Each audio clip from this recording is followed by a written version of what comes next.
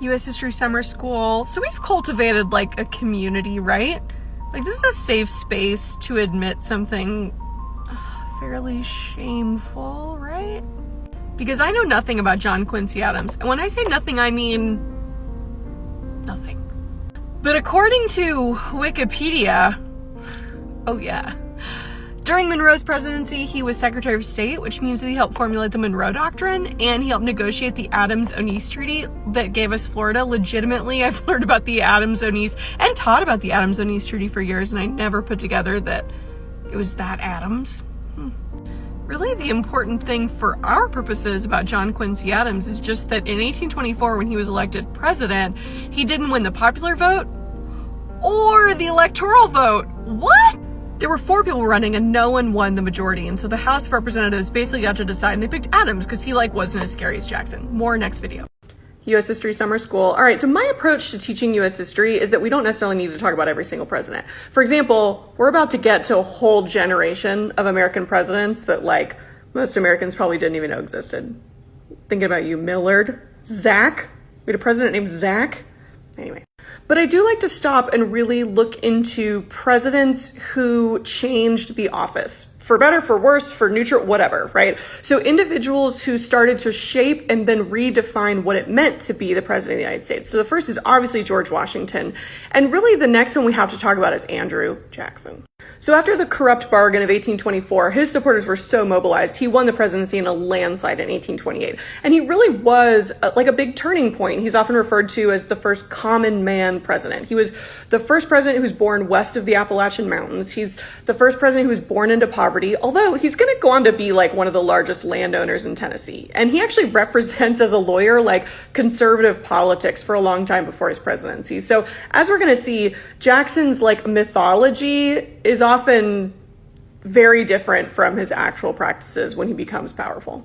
Now, this is really important to understand. The founders, when they were creating the 3 branches of government, they believed that the weakest of the 3 should be the executive branch, the presidency. They thought the strongest should be Congress that would make and pass laws. The second would be the judicial system and the Supreme Court that would rule on those laws. And then the third would be the executive branch. Literally, the president's original job was just to carry out the laws and rulings of Congress and the Supreme Court until Andrew Jackson.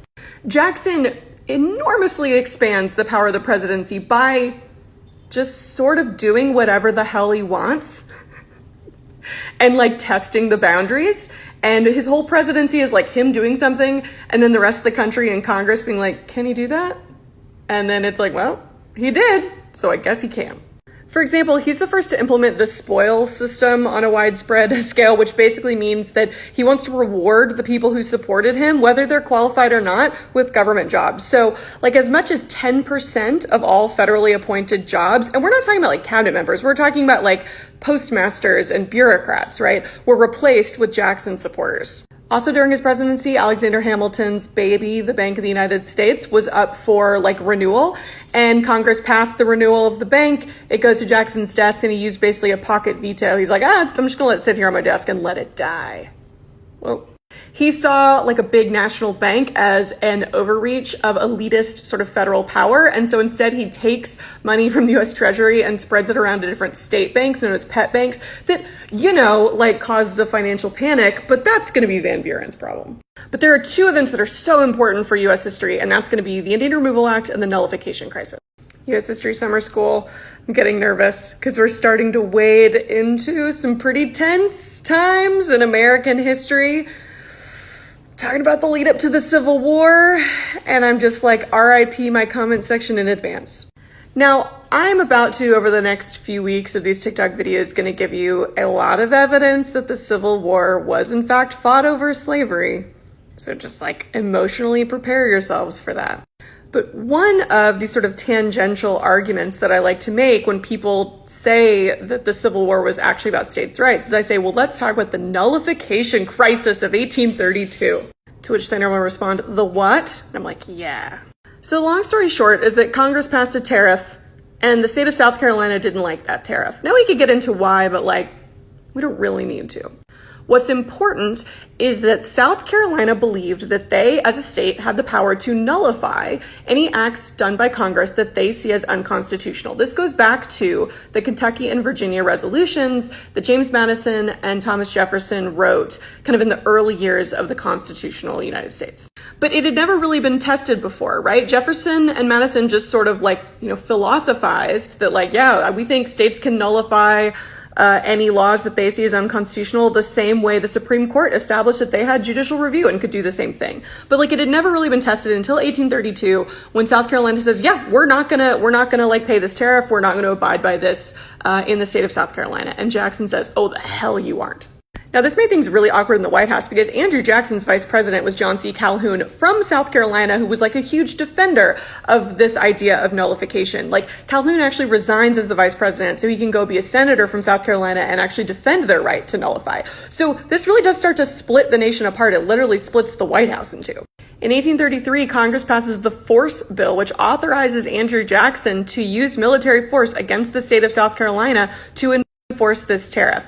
Meanwhile, they're also negotiating a slightly changed tariff that will be more amenable to South Carolina. But Jackson sends the Navy down and is I'll use the military against my own states. Totally fine with me. It's Andrew Jackson. He doesn't give a In the end, South Carolina repeals its nullification ordinance and the crisis is averted. And the point, and the reason why I think this event is really important, is that South Carolina does not secede. This is the quintessential states' rights argument, right? This is states' rights over its economic values of low tariffs and freedom within the states and whatever.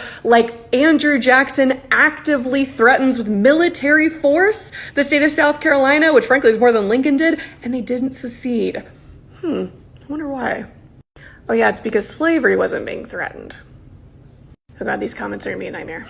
U.S. History Summer School. All right, this is gonna be my last video on Andrew Jackson. And of course, we have to talk about the Indian Removal Act and the Trail of Tears. And I will just say, I'm gonna give kind of the basic history background, and then I'm gonna be sharing some awesome videos from Indigenous creators who go more in depth on the impact on the Indigenous people of the United States. So let's just remind ourselves that Andrew Jackson became a hero by fighting Indigenous people all around the West and the South. So even during the War of 1812, he brutalized Indigenous people all the way down the Mississippi until he then fought the Battle of New Orleans.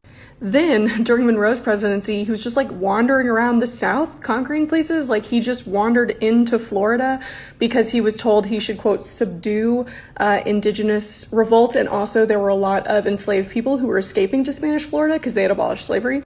Again, John Quincy Adams, as the Secretary of State, bailed him out by just signing this treaty with Spain where they just kind of bought Florida, but it was only after Jackson had fought an entire war against the Seminole indigenous nation.